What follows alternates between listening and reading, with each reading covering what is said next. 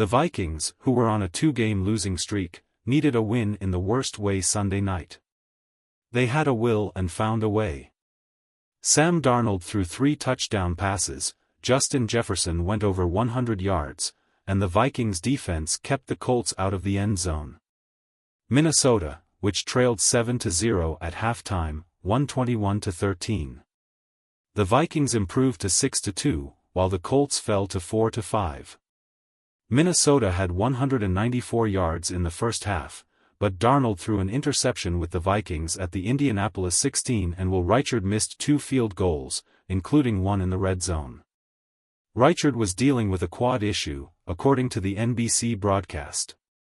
The Vikings scored 3 touchdowns on their first 5 possessions of the second half. Darnold completed 28 of 34 passes for 290 yards with 3 touchdowns and 2 interceptions. Jefferson caught 7 passes for 137 yards and threw a 22-yard pass. Jordan Addison had a 4-yard touchdown reception, Jalen Naylor a 7-yarder and Josh Oliver a 14-yarder.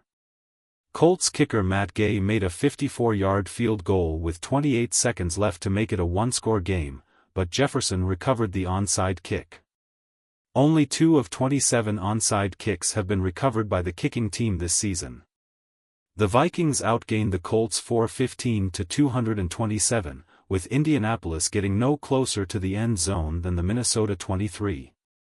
The Vikings had 3 sacks, including 2 by Jonathan Greenard.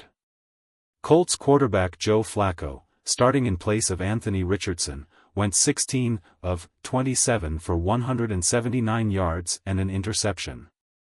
Josh Downs caught 6 passes for 60 yards, and Jonathan Taylor rushed for 48 yards on 13 carries.